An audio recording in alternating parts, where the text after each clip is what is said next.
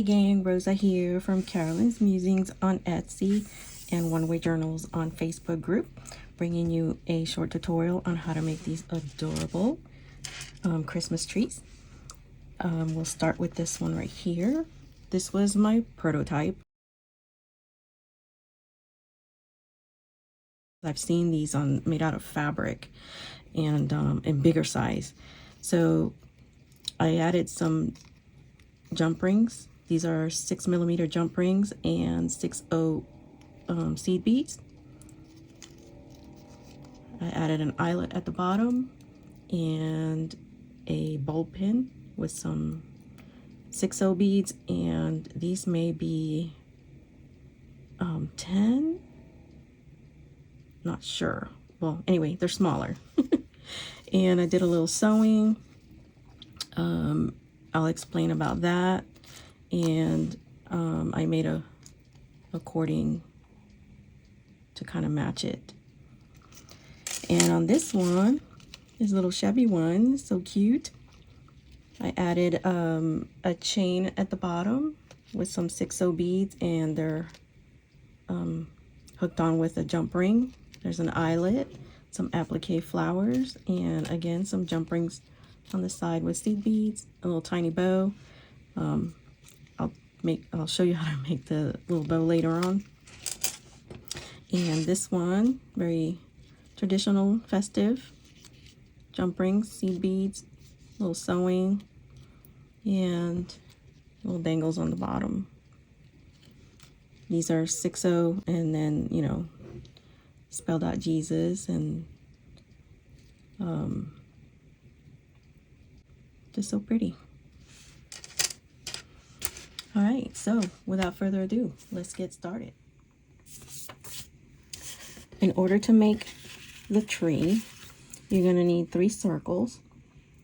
I happen to have a 2-inch, 3-inch, and 4-inch. So you can cut circles in 3 consecutive sizes.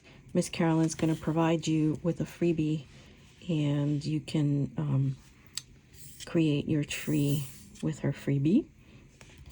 And so I cheated. I used my die cut machine. So what we're gonna do is, this is the bottom, the middle, and the top. We're gonna fold these in half, but before we fold them in half, pay attention to the direction of your print. So I want my print to go up and down and not sideways. So I will fold it. Yeah. So I will fold it in half so that it looks like it's going sideways. It just depends. If it's an all directional pattern, then don't worry about it. So I'm going to fold this in half. Each of them I will fold in half. Okay. Just fold in half and burnish, and fold in half and burnish. If I didn't mention it, this is 32-pound weight paper, and I did not print on the back side as it's not necessary. Okay, so if you see on the sides of the tree, it's like not flat, it's like rounded. So when we fold the centers in, which I'll show you in just a second, we cannot press on the sides, otherwise you'll lose. I mean, you can if you want to, you'd just be flat. But if you want to keep the puffiness on the side, the roundness, then we won't do that.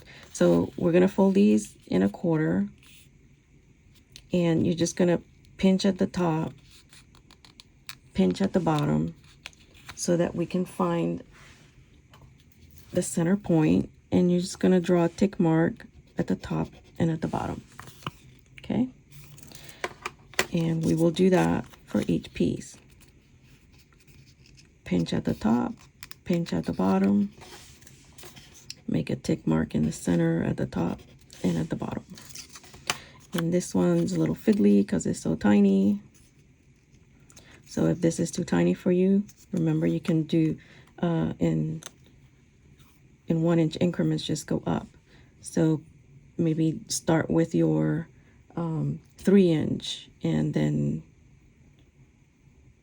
I'm sorry, yeah, start with your 3 inch and then go 4 and then 5, and that way it's not so tiny. Lost my train of measurements there. Oh, and let's mark the center here and the center here. So then what we're gonna do is take these corners to meet at this center point. For me, it's easier to do it this way. So we're gonna take this corner and meet it to where we did that mark. And this is that rounded side that we don't want to press. So we're just going to pinch at the top right here. And then we're going to take this other corner and meet it next to the other one and pinch at the corner. So what I'm going to do is just burnish the very corner of it. Okay. And this is what you have. And we'll repeat that with the other ones. I hold it, like I said, upside down. Meet the corners to your mark. Make sure that you're aligned here and pinch.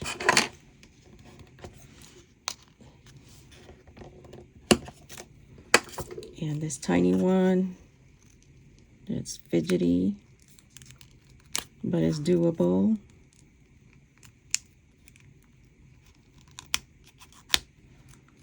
Okay. Oh, and I think I forgot to mention after you cut, distress your edges if you want to. You don't have to. And okay, so now let's make some markings. This part, if you don't want to add eyelets, oh my gosh, I get eyelets and jump rings mixed up. If you don't want to add jump rings here, then you can skip this step, but I'm going to show you how to do it. And if you're about the stitching, so if you, once we have it, well, I have one here, sorry, I'm like all over the place. So I have one here that's kind of together. So if you're gonna sew, once these 3 pieces are sort of together, then you take this to your sewing machine and then you stitch down the middle. The issue that I find is that when you start getting up here, you're sewing into 3 layers of papers. I had to go really slow, and so word of caution, go slow, and if your machine is struggling, please stop, don't continue, okay? So I don't want you to damage your machine. So that's an optional step. If I don't sew, I just use this side, like this one. This is the back side, and so I used the front plain side.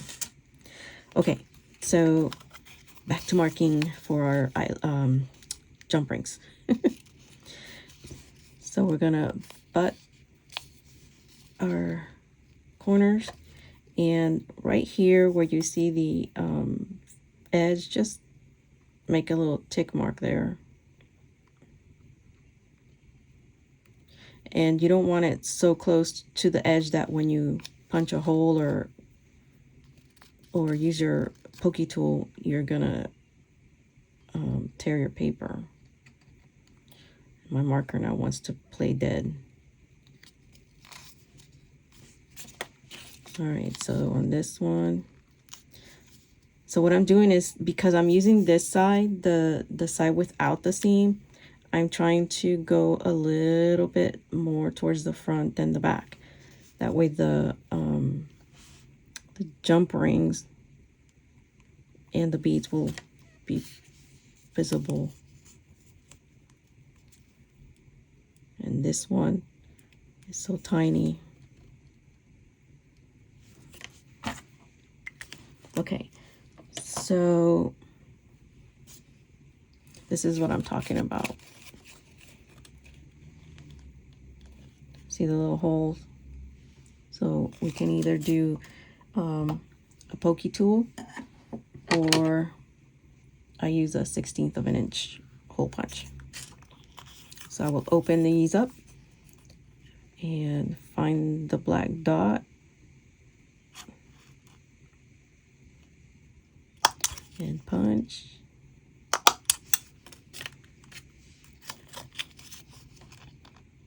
Like I said, this is optional. You don't have to do this part.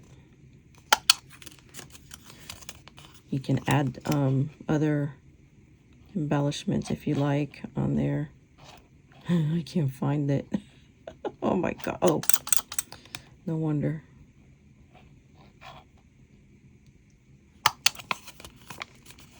You get to put the little bows. That'll be cute. Okay, so now this is gonna be fidgety. So have your glue ready. So we're gonna fold this one, and we're going to put some glue right here in the center. And then we're gonna place this one, and you're gonna align your center line with your center point there, and your fold right here. And you can judge how separated you want it. And of course, this is the largest, this is the second largest, and this is the smallest. And let's add this one. Same thing. Align your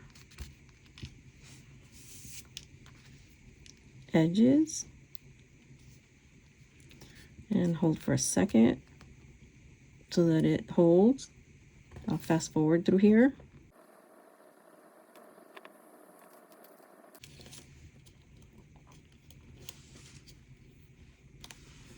Okay, so at this point,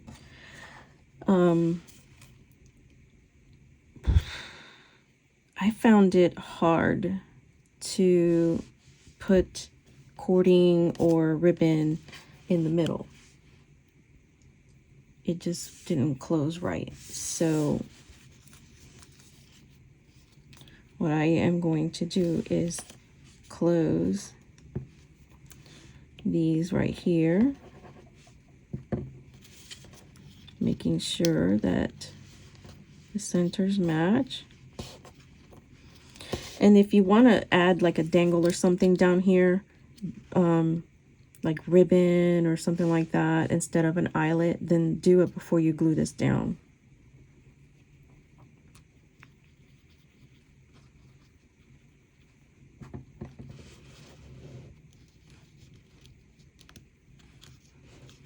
You almost need 4 hands.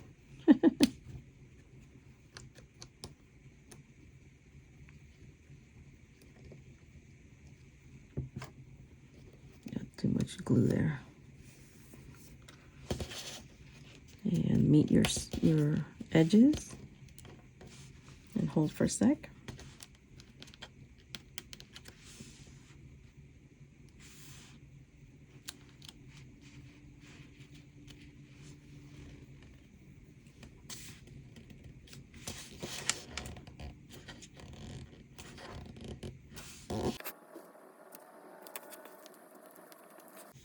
You'll notice this one wants to pop kind of open, so just add a little bit of glue and glue it down.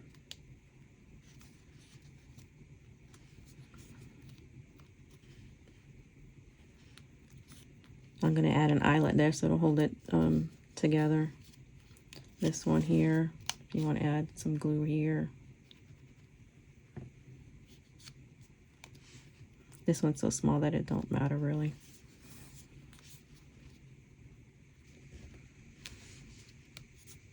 Okay. So before we add an eyelet, we'll let that dry. Let's play with some jump rings. Can't remember that word today. So, oh, so here is one I didn't finish, but this is a 6-inch circle, 5-inch circle, 4-inch circle. So in comparison to this one, so you can see that you can just do whatever size you want. This one, I was gonna do like beach theme. I thought that would be cute. Okay, so I am using 6mm jump rings. I got these at Hobby Lobby. A lot of times they have them 50% off. So I've got a little tray with an array of goodies on here. And I am going to use 2 flat nose pliers so that I can work the jump rings. And like I said, if you don't do jewelry or have these tools, don't worry. Make some bows or even use string. Get some seed beads and string them on there and tie them with a knot. So I open the jump ring. I'll show you how to do that. I forgot to show you. And thread it through the hole. And close the jump ring. So the jump rings have an opening, for those of you that are not aware, and we don't open them like this because you'll lose your circle. You open it like this. Okay, and then don't want to do all pink. Let's just do all pink. And these just happen to fit nicely. The beads happen to fit nicely on the jump ring. And then when you close it, you swing it back till it's all together again. I think it's so adorable. And sometimes it's hard, well, for me, it's hard to see where the split is.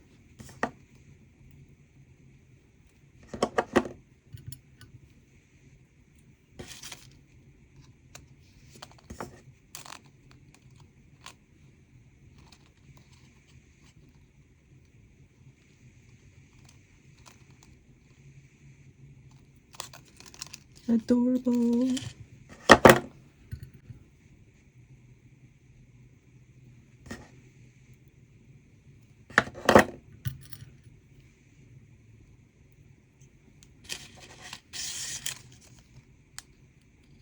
Oops.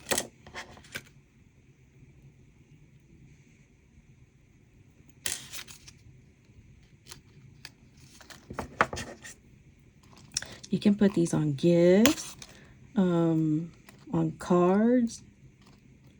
I don't know about a junk journal. You can, but it's going to be bulky, and it'll flatten out your curves. It'll go flat. Well, found where the split is.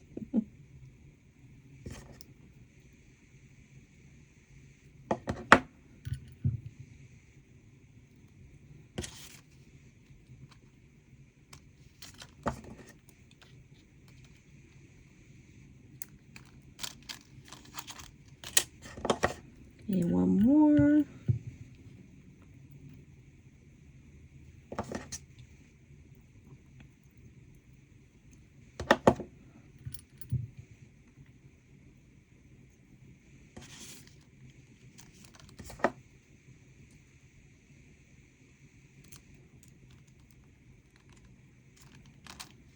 there they are.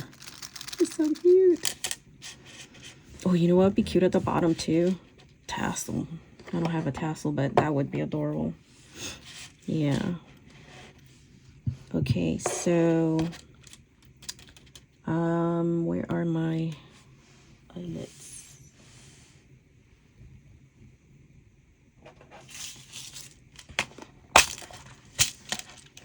I think I want to do pink one. to match my beads.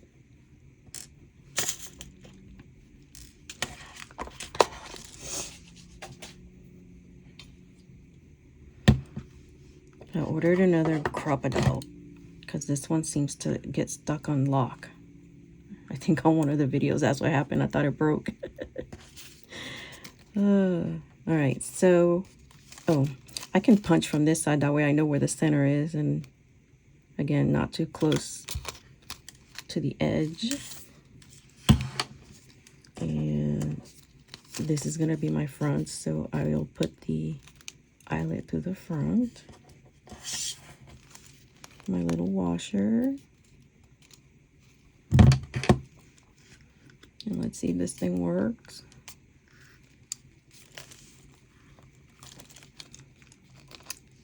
See, it gets stuck on lock. And there's the little washer. I like the washers. It makes it look nice in the back and it's smooth. Okay, so I am going to punch a 1/16 of an inch hole up the top because I find that easier than trying to stick the ribbon through the center of the tree. It just doesn't want to close up and it doesn't come out in the exact center. Oh, on this one I ended up doing it on the outside because it didn't work out. And what do I want to use? Hang on one second. Okay, so I don't have skinny pink ribbon, so I made this cording. And it's made from like heavy sewing thread. I don't know the weight of it, but I believe it's thicker than the 12 weight that I use for stitching on paper. And I entwined a green and a pink. And the tool that I used, I have different kinds, but this one I just got. So this is the first time I'm using it, and I've seen some excellent videos out there on how to use this thing, and it is pretty cool. And this is what it is. It's pretty awesome. And instead of me doing this, because it tires my hands, I just do it on my leg like this, so I don't have to worry about it. Just a tidbit. Okay, and because my hole is so tiny, I'm going to help myself to put through this thick cording with this strong thread that I just showed you.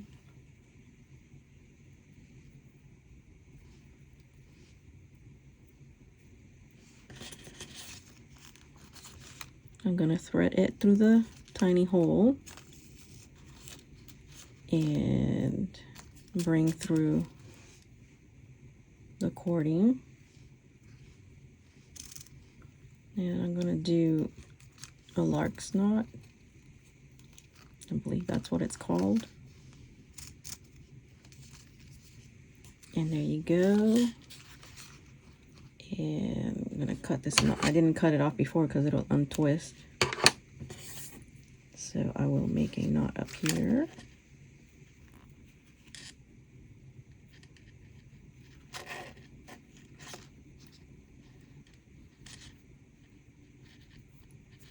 See how it untwists. You can trim that off or leave it there. And then we can add some appliques if you're not doing your sewing. I just put them in random spots.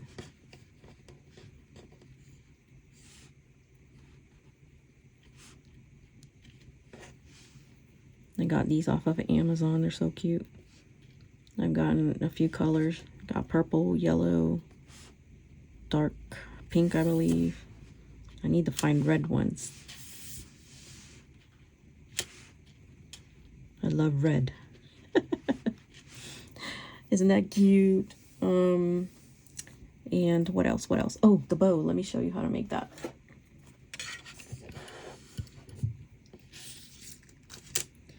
So we're gonna make this little tiny bow.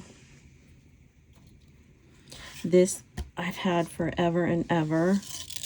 I think I bought 2 or 3, who knows, because I like it so much. You can make all kinds of different bow sizes, and it doesn't come with the measurements. I just put it there.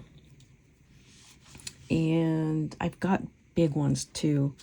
I just recently got a big one.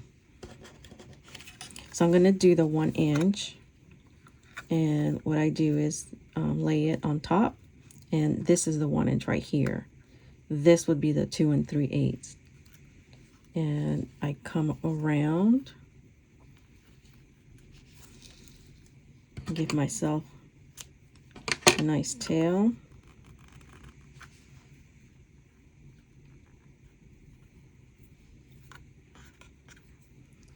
Come underneath. I'm sorry, go this way. I'm confusing myself. Go through the top. And you see that loop forming? Hold it. I pinch the ribbon back here so I don't lose that loop. Bring this through the space, and then the tail goes through that loop. Okay, and then you pull,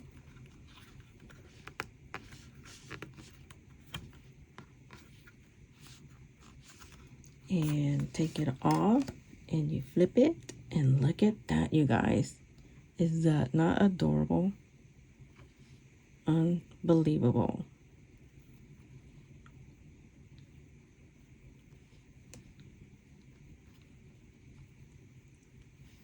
Miss Carolyn, you can make a bow now. I know this thing is so small, so fidgety. I'll try to, I think, did I get this on Etsy? I'll look for the link. Okay, so let's add some glue here to the top. For inquiring minds who want to know, this little tube is actually Elmer's Craft Bond, but I think I emptied it out and put hold on, my brain's not working today. Art glitter glue, because I just like that it's small and it has a small applicator, as you saw. I don't know if you saw it. Small applicator. And then we put our little bow on there.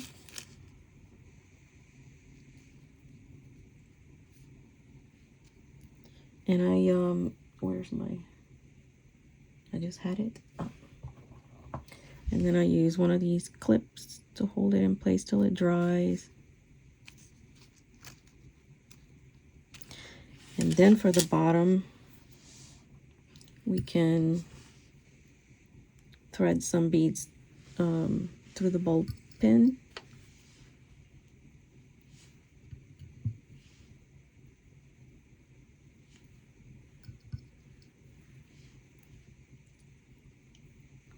I don't know if this one will fit. I didn't try it. Nope, it don't fit.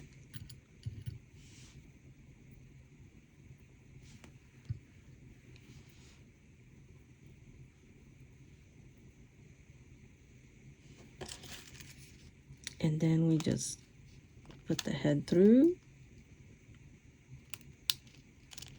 Well, you know what? If I leave it like that, it's gonna be this way instead of sideways. That's not what I did with the other one. So let me backtrack. We're gonna have to add a jump ring.